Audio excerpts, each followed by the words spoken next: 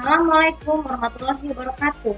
Bertemu lagi dengan saya Saskia Putri Suharto di channel YouTube aku Fatunisa dan episode tutorial NTIPS 3. Di topik kali ini saya akan menjelaskan mengenai bagaimana cara mengingatkan kita yang lebih tua untuk kepada yang lebih muda untuk membatasi waktu bermain dan belajar ketika di sekolah. Dan mungkin video ini akan dedikasikan khusus juga buat Tante Rina yang kebetulan boleh bekerja channel YouTube, tapi tanpa kita sadari itu kalau dilakukan terus menerus tuh tidak memperhatikan apa katanya itu aman atau enggak, ya mungkin untuk belajar pendidikan gini guys. Jadi gini, sebenarnya liburan sekolah itu bertujuan untuk bukan hanya sekedar kebebasan ya, untuk menghilangkan diri sama hampir berapa semester kita terus sekolah. Jadi di libur sekolah ini juga berperan penting untuk mengistirahatkan diri, merelaksasikan diri karena kita terlalu belajar terlalu lama. Terus juga merasa lebih mengunjungi sejenuh karena kan kita biasanya kalau di hari sekolah itu kan kadang-kadang tuh ada yang merasa bosan, ada yang terbiasa. Nah, tapi kemudian itu juga dengan kegiatan persami yang bisa lakukan itu kadang-kadang tuh yang harus direpotkan tuh mau makanannya guys.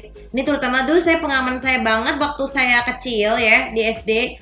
Saya tuh sengaja nggak ikut persami karena khawatir makanan aku terbatas. Terus di panen itu barangnya jadi repot dan bisa menambah beban saya. Tapi alhamdulillah dengan terbiasa dari aku SMA, saya terbiasa beberapa hari study tour supaya biar biar untuk melatih kemandirian. Tapi kita ketahui bahwa membatasi waktu kegiatan untuk bermain dan belajar saat di sekolah itu juga peran penting karena kita mempersiapkan mental saat kita menghadapi ujian.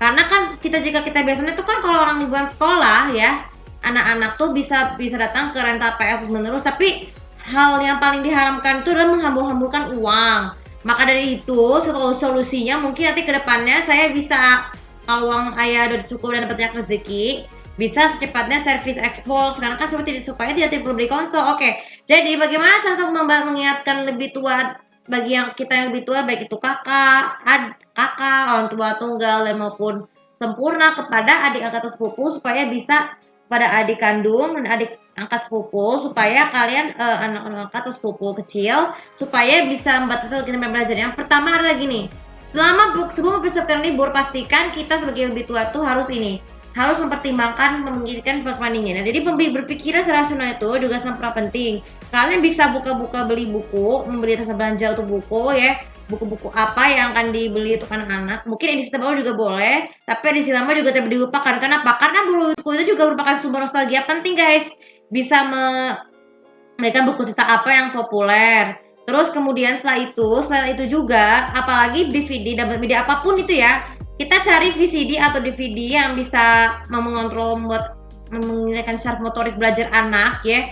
Bagi yang lebih muda atau bisa kuliah, misalnya khusus untuk anak SD, CD roomnya apa, CD roomnya apa, asalkan berkualitas. Jadi harus digunakan laptop atau komputer PC yang khusus untuk belajar atau untuk bekerja supaya mencegah untuk mencegah kerusakan laptop atau PC yang satu. Nah, terus kalau YouTube, cara kalian harus usahakan cari video tersebut yang berkaitan sampai ketemu. Kalian bisa cari channel YouTube yang berkaitan dengan pembelajaran seperti biasa ataupun animasi atau kartun favorit kalian ketika di waktu senggang.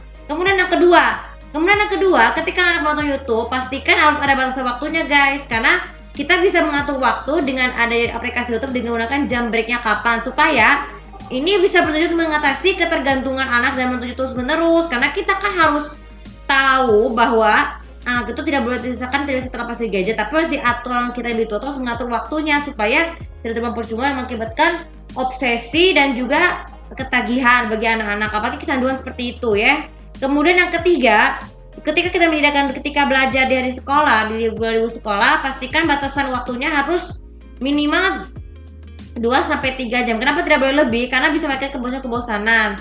Kalian bisa membaca dari video media pelajaran pendidikan itu kurang lebih 1 jam juga boleh untuk menyerap anak utama anak, bisa dari hasil unduhan atau dari visi atau DVD yang kita beli ya. Ini untuk buat tante juga nih kepada Keisha supaya nanti Keisha itu dimana nggak membosanin batasin waktu. Karena saya tuh pernah lihat Keisha nonton YouTube-nya cuman kayak hiburan gitu, tapi nggak pendidikannya ditinggalin. Nah makanya dibatasin juga ya, ini buat tante Rina juga. Kemudian yang ketiga nih, pastikan kalau setiap DVD itu pastikan harus gunakan hard disk eksternal khusus.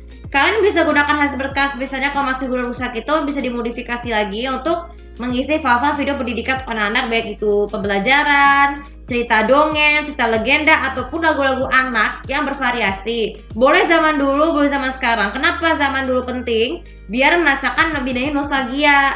Kemudian yang keempat, ketika kita menonton YouTube, pilih video YouTube yang paling aman dan jangan terhindar. Boleh bebas, hiburan bebas, boleh buat bisa, ataupun kategori lainnya, asalkan tidak boleh lupa juga pada pembelajaran guys. Saya udah bikin playlist video pembelajaran untuk kartu untuk Keisha, kalau misalnya HP dipakai ataupun bebas PTC-nya nggak bisa.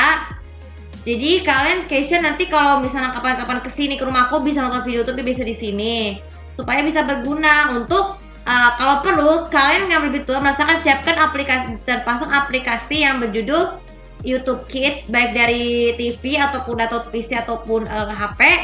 Tulis nama orang tua kalian, terus siapa baik itu kakak, orang tua sepupu, terus juga tulis nama adik atau kalau adik angkat sepupu kalian, oke? Supaya bisa cek video lebih gampang. Kemudian yang terakhir dan yang paling penting sekali ini adalah yang buatlah jadwal bermain dan belajar selama liburan sekolah juga sangat penting untuk bagi waktu dan belajar. Biasa tuh anak-anak muda tuh biasanya suka bermain konsol PlayStation atau Xbox. Mungkin sama sekarang PS5 juga boleh, tapi dia perlu diperhatikan konsol-konsol lamanya supaya bisa tetap barang berharga.